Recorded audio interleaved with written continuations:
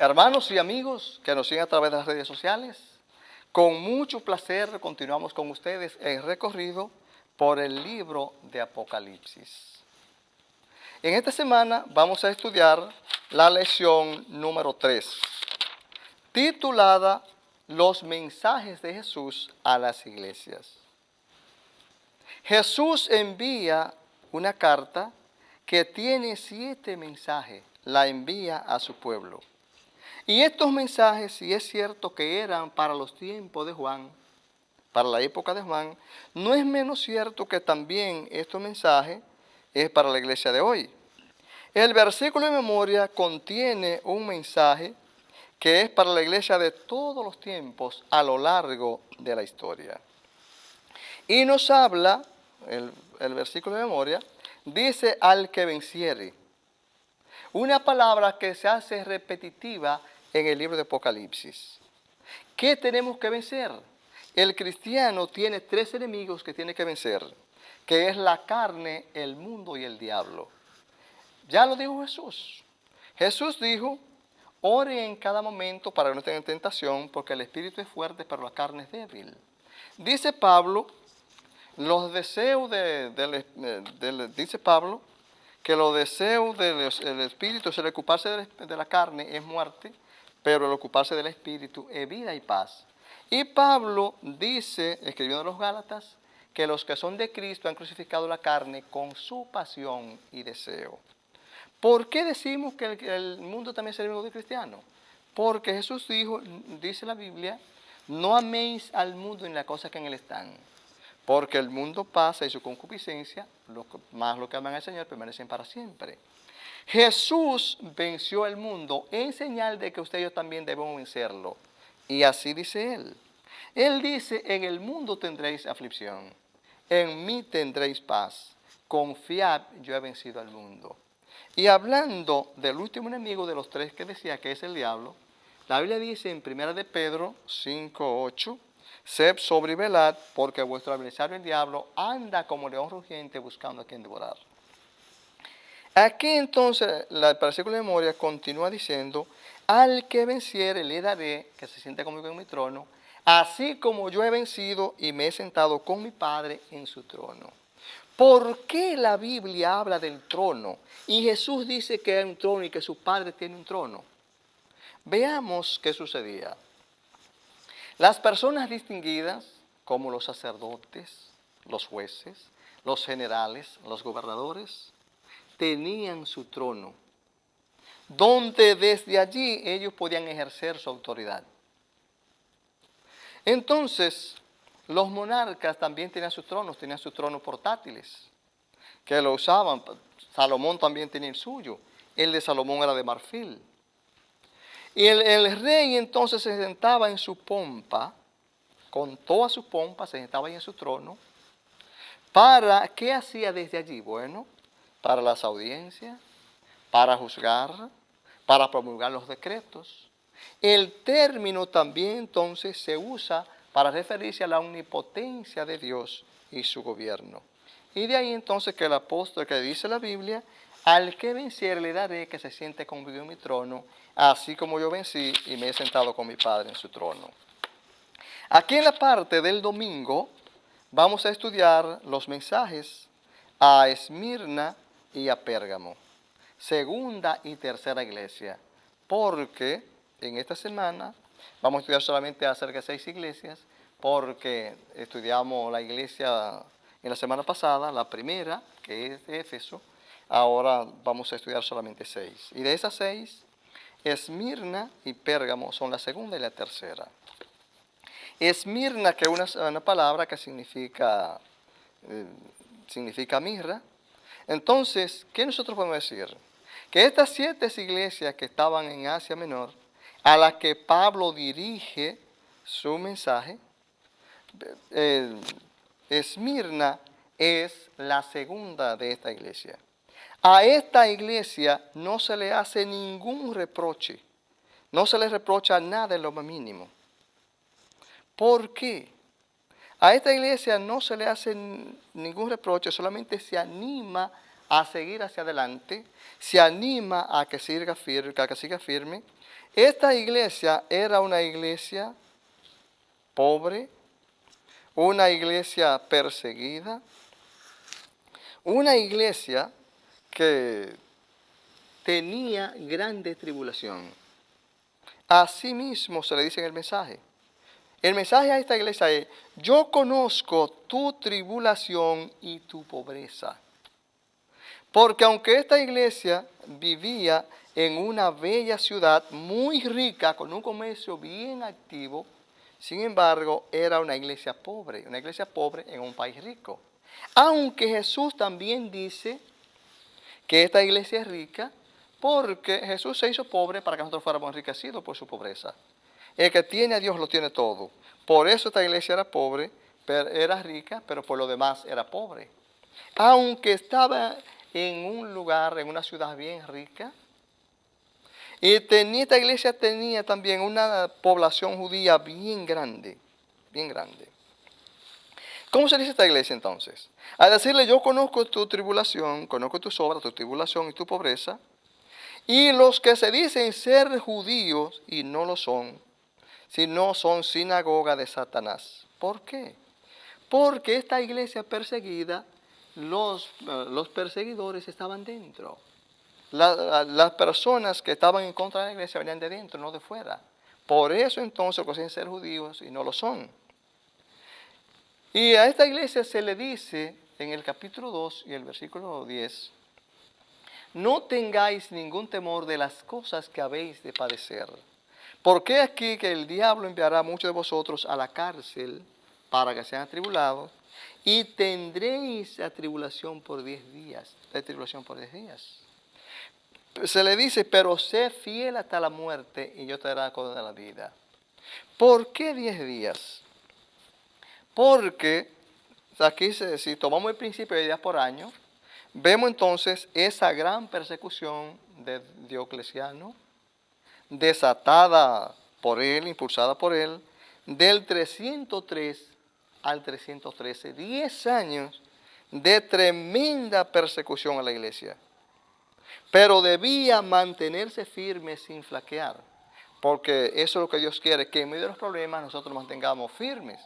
Y Jesús dice que el que permaneciera firme hasta el fin, ese será salvo.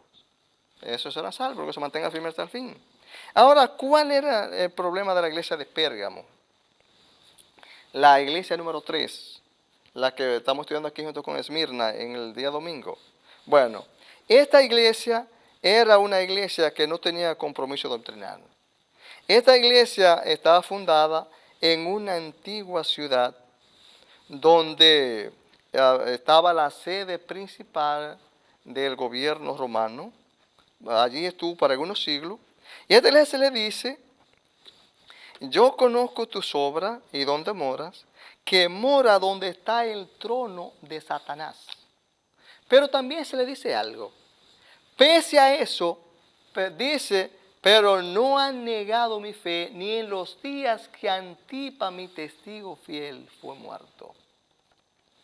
¿Por qué no han negado tu fe, ni en los días que Antipas, mi testigo fiel, fue muerto? ¿Quién era Antipa y por qué alguien lo dice?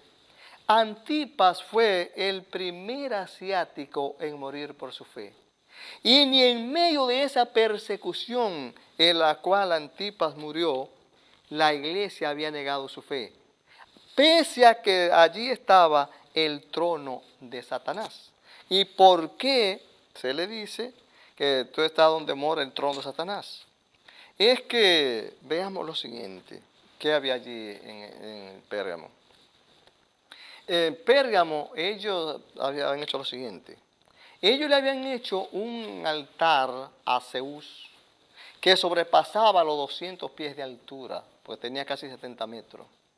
También ellos allí habían hecho de Pérgamo el centro del culto al emperador.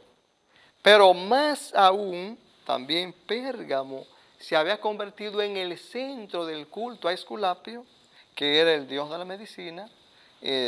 Su símbolo era una serpiente, que para los cristianos esto es diabólico. La serpiente para nosotros representa el diablo. Así que Nosotros entonces debemos entender que Dios rechaza la idolatría. Al Señor tu Dios adorará y a Él solo servirá.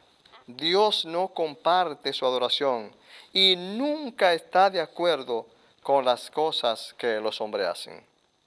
Todo lo que los hombres hacen, Dios no siempre lo prueba.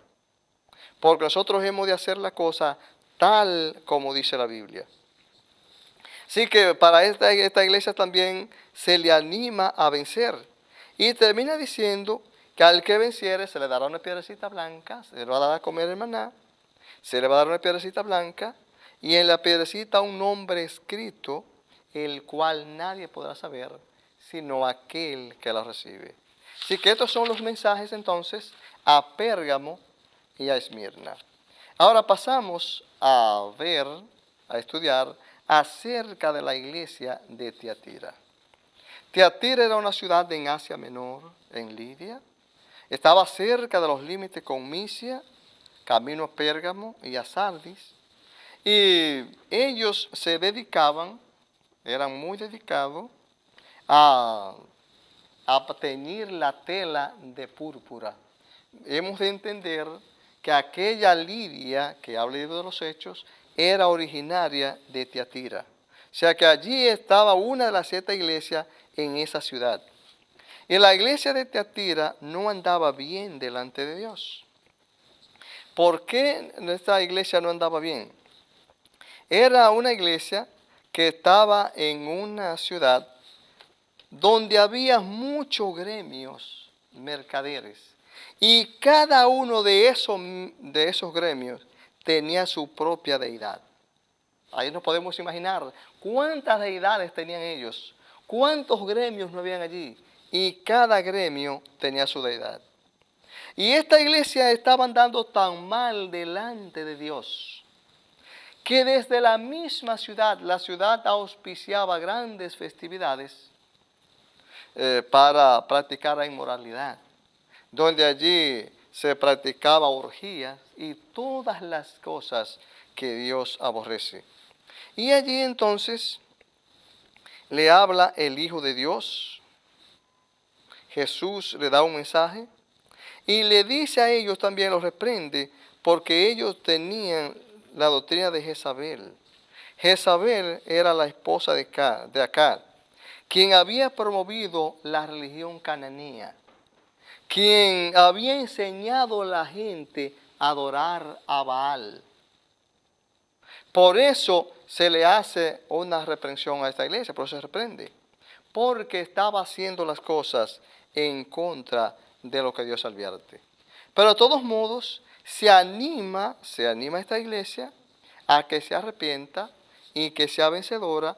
Y el versículo 8 termina diciendo que al vencedor, de entre las cosas se le dará, también se le dará la corona. O sea, dice aquí que se le dará la estrella de la mañana. ¿Quién es la estrella de la mañana? Jesús. El mismo Jesús aquí anunciando el amanecer de un nuevo día. Pasamos entonces a ver la otra iglesia, la iglesia de Sardis. ¿Qué ocurría en Sardis? Bueno, Sardis era una ciudad en Asia Menor, también allí cerca de los límites con Misia. Y esta iglesia hacía lo siguiente. Era una iglesia que no estaba andando bien delante de Dios. Era una iglesia que estaba completamente mal delante de nuestro Dios, delante de Dios. Esta iglesia de Sardis estaba en la antigua ciudad de Lidia y Creso. Creso fue la persona que emitió la primera moneda de oro. Aquí esta iglesia representa decadencia, apatía, una religiosidad licenciosa, de una iglesia que estaba muerta espiritual. Espiritualmente esta iglesia estaba muerta. Por eso le dice, yo conozco tus obras, y que tiene nombre de que vive y está muerta. Era una iglesia completamente muerta que debía arrepentirse, debía volver a su camino. Y aquí el ángel de la iglesia de Sardis, aquí se le hace una amenaza. Se está aquí amenazado. Se le dice, si no te arrepientes, vendré pronto a ti. Es una amenaza y una advertencia a la vez.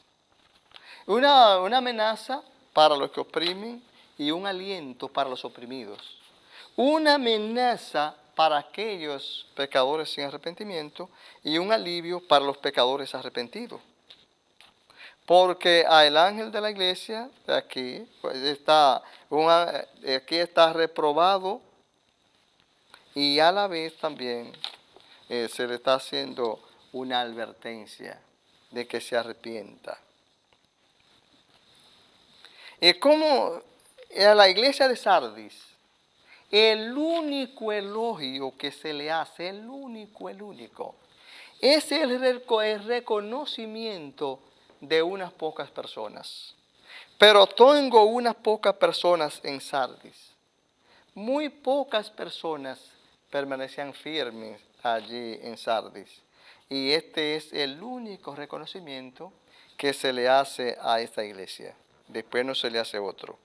Esta iglesia que estaba muerta, o que decía que estaba viva, pero estaba muerta, su mensaje final es el que Jesús dio y que nosotros encontramos en Mateo 24, del 42 al 44, donde Jesús nos anima a velar. Y dice Jesús lo siguiente. Él dice que si un dueño de casa supiera a qué hora le va a saltar un ladrón, seguramente se mantendría despierto y mantendría la puerta cerrada para no dejar minar su casa. Por lo tanto, entonces debemos velar, debemos estar en guardia. Y quiero, para terminar, compartir con ustedes lo siguiente.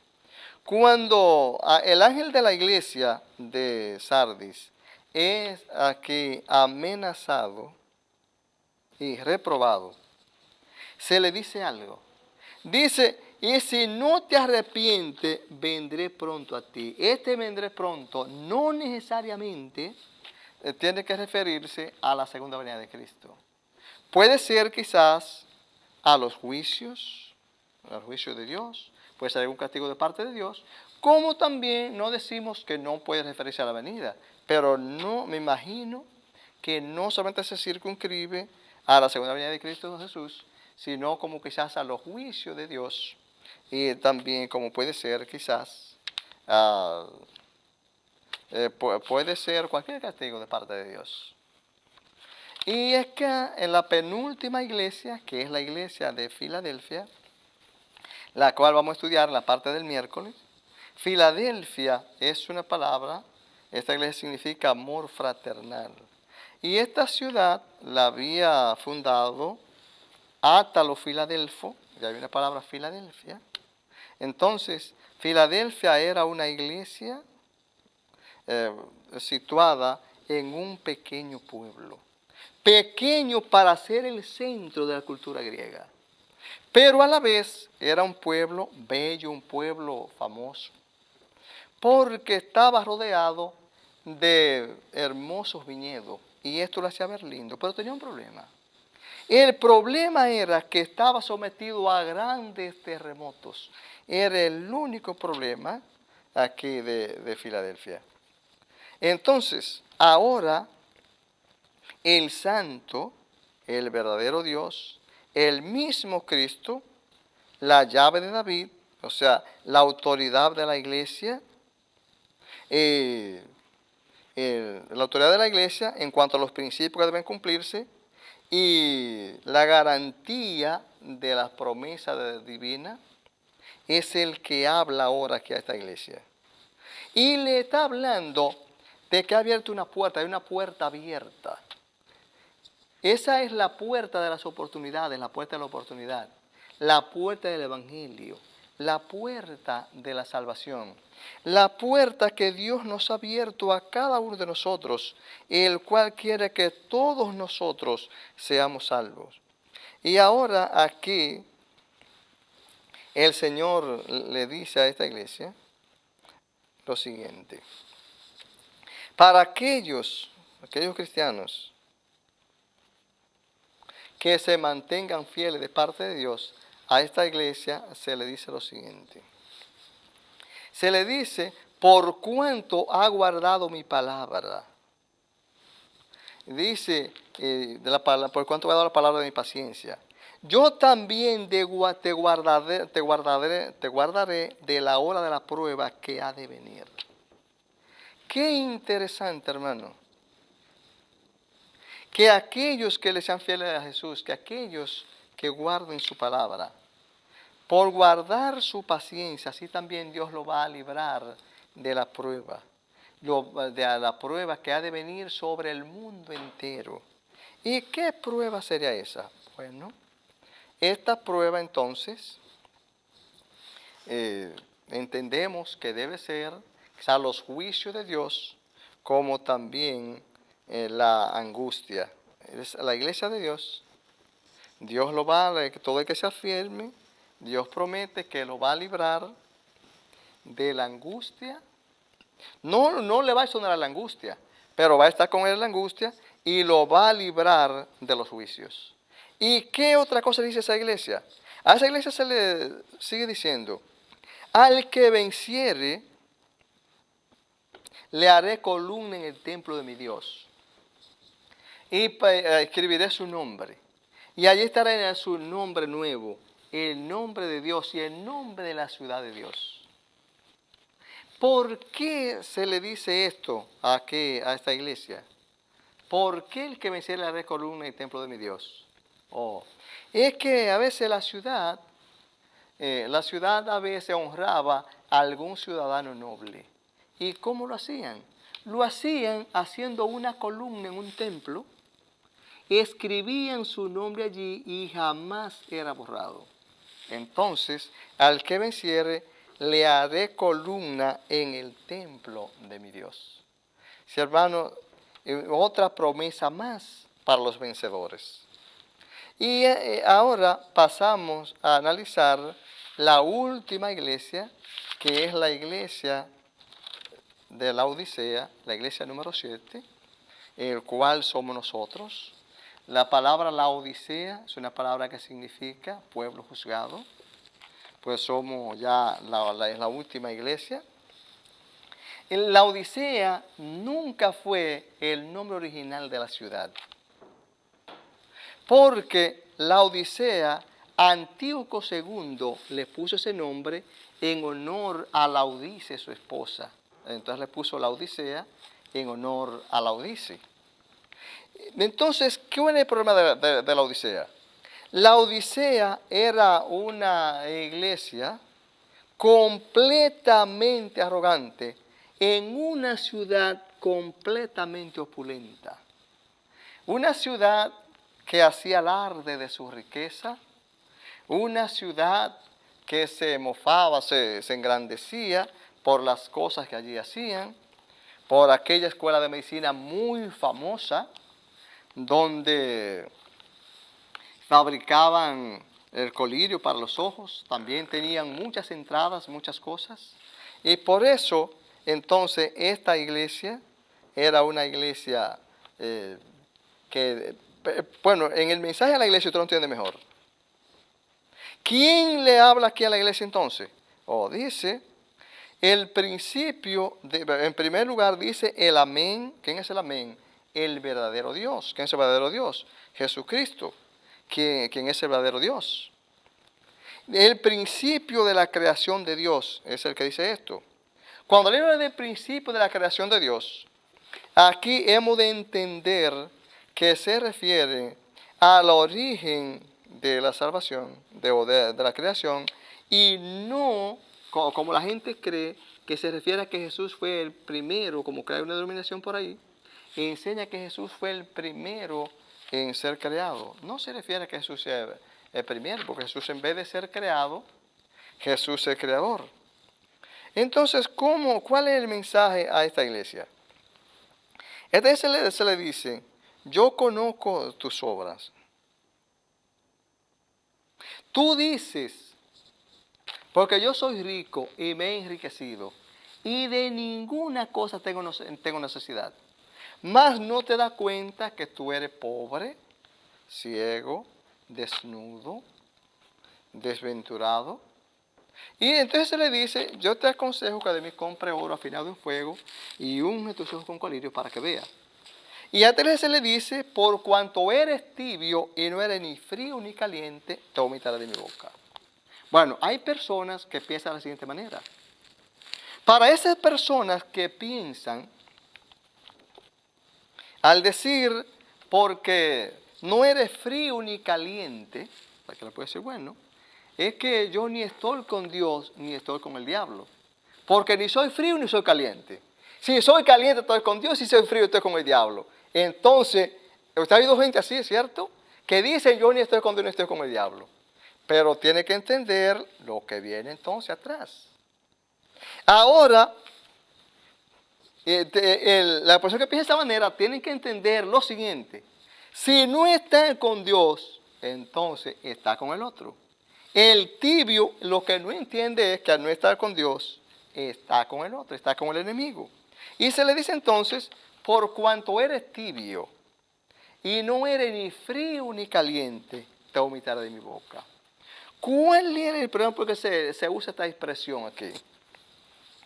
Por ejemplo, los manantiales de agua fría son refrescantes.